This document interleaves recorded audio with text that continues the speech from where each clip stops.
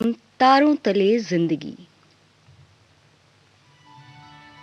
तारों तले जिंदगी। इस सीरीज में हम आपके लिए लेकर आए हैं हिंदी साहित्य जगत की कुछ चर्चित कहानियों और उपन्यासों पर केंद्रित रेडियो नाट्य वाचन। आइए सुनते हैं मुंशी प्रेमचंद की कहानियों का रेडियो नाट्य वाचन। वाचन स्वर और प्रस्तुति काजल सूरी की है। कहानी निष्ठुर का प्रेम।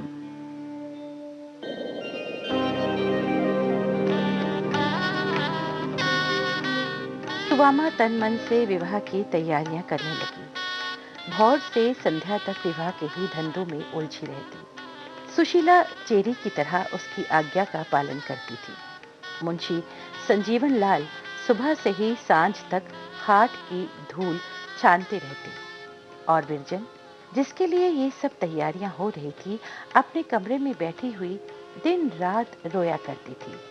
किसी को इतनी भी फुर्सत ना थी कि पल भर के लिए उसका मन बहलाए। यहाँ तक कि प्रताप भी अब उसे निष्ठुर जान पड़ता था। प्रताप का मन भी इन दिनों बहुत ही उदास हो गया था। सवेरे का निकला हुआ सांझ को घर आता और अपनी मुंडेर पर चुपचाप जा बैठता। विरजन के घर जाने की तो उसने कसम सी खा ली थी और जब कभी विरजन उसे आती हुई दिखाई देती तो चुपके से सरक जाता था और अगर कहने सुनने से बैठता भी इस तरह से मुख फेर लेता और बहुत ही रुखाई का बर्ताव करता कि विरजन रोने लगती और सुवामा से कहती, चाची, लल्लू मुझसे रूठे हुए हैं, मैं बुलाती हूँ तो नहीं बोलते, तुम चलकर मना दो ना। ये कहकर वो मचल जाती और सुवामा का आंचल पकड़कर खींचती हुई प्रताप के घर आती। लेकिन प्रताप दोनों को देखकर ही निकल भागता। वृज रानी दरवाजे तक आती हुई कहती, लल्लू, तनिक सुन लो, अरे तनिक सुन लो ना, तुम्हें हमारी कसम, अरे तनिक सुन लो। लेकिन जब वो ना सुनता और ना ही मुंह फेर कर देखता तो बेचारी लड़की जमीन पर बैठ जाती और फूट फूट कर रोती और कहती, ये ये मुझसे क्यों रूठे हुए हैं, मैंने तो इन्हें कभी कुछ नहीं कहा। सुहामा उसे गले लगा देती और समझाती, बेटा जाने दो, लल्लू तो पागल हो गया है। उसे अपने बेटे की निष्ठुरता का भेद कुछ कुछ ज्ञात हो चला था। विवाह को केवल 5 दिन रह गए थे। नातेदार और संबंधी लोग दूर और नजदीक से आने लगे। आंगन में सुंदर मंडप छा गया। हाथ में कंगन बंध गए। ये कच्चे धागे का कंगन पवित्र धर्म की हथकड़ी है जो कभी हाथ से न निकलेगी और मंडप उस प्यार की छाया है जो जीवन भर सर से न उठेगा। आज संध्या को सुवामा, सुशीला, महाराजी ने सब की सब मिलकर देवी की पूजा करने को गई। मेहरियां अपने काम में लगी हुई थी। विरजन व्याकुल होकर अपने घर से निकली और प्रताप के घर आ पहुंची। चारों तरफ सन्नाटा छाया हुआ था। केवल प्रताप के कमरे में धुंधला प्रकाश झलक रहा था। विरजन कमरे में आई तो देखती है मेज पर लालटेन जल रही है और प्रताप एक चारपाई पर सो रहा है। कमरे की सभी चीजें इधर उधर बेढंग पड़ी हुई हैं। जमीन पर मानो धूल चढ़ी है। किताबें फैली हुई हैं। ऐसा जान पड़ता है मानो इस कमरे को किसी ने महीनों से नहीं खोला। वो सोचने लगी कि ये वही प्रताप है जो साफ सफाई को अपने प्राणों से भी प्रिय समझता था। विरजन ने चाहा उसे जगा दे, लेकिन कुछ सोचकर जमीन से किताबें उठा उठाकर अलमारी में रखने लगी। मेज पर से धूल झाड़ी, चित्रों पर से गर्द का पर्दा उठा लिया। अचानक प्रताप ने करवट ली और उसके मुंह से निकला, विरजन, मैं तुम्हें भूल नहीं सकता। फिर थोड़ी देर बाद, विरजन, कहाँ जाती हो, यहीं बैठो। फिर करवट बदल कर बोला, ना बैठोगी?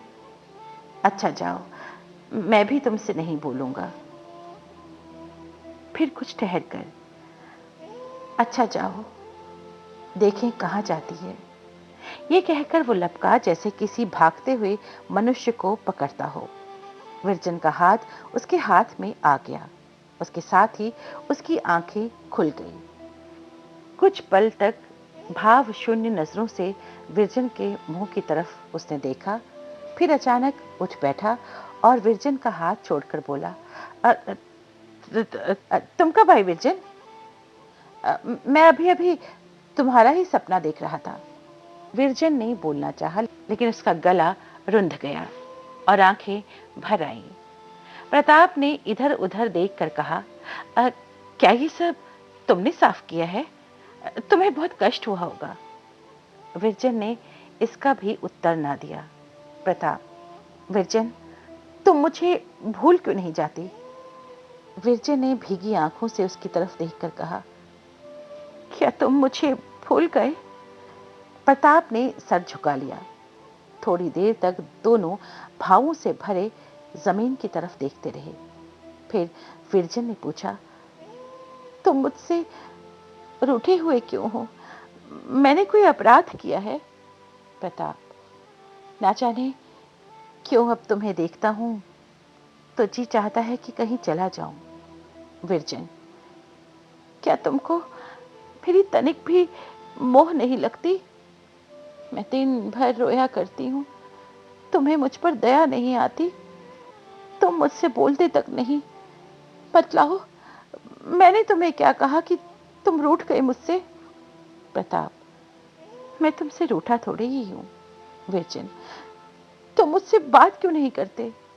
प्रताप, विरजन, मैं चाहता हूँ कि मैं तुम्हें भूल जाऊं। तुम्हारे माता पिता धनी हैं, मैं अनाथ हूँ। मेरा तुम्हारे क्या साथ? विरजन, अब तक तो तुमने कभी ये बहाना न निकाला था। क्या अब मैं अधिक धनवान हो गई? ये कहकर विरजन रोने लगी। प्रताप भी बहुत उदास हो गया और उसकी आंखें भीग गई। बोला, विरजन, हमारा तुम्हारा बहुत दिनों तक साथ रहा, अब वियोग के दिन आ गए हैं। थोड़े दिनों में तुम यहाँ वालों को छोड़कर अपने ससुराल चली जाओगी। इसीलिए मैं भी बहुत चाहता हूँ कि तुम्हें भूल जाऊं, लेकिन कितना ही चाहता हूँ कि तुम्हारी बातें मुझे याद ना आए, लेकिन वह नहीं मानती। देखो ना, अभी सोते सोते तुम्हारा ही सपना देख रहा था। ये कहकर दोनों रोने लगे।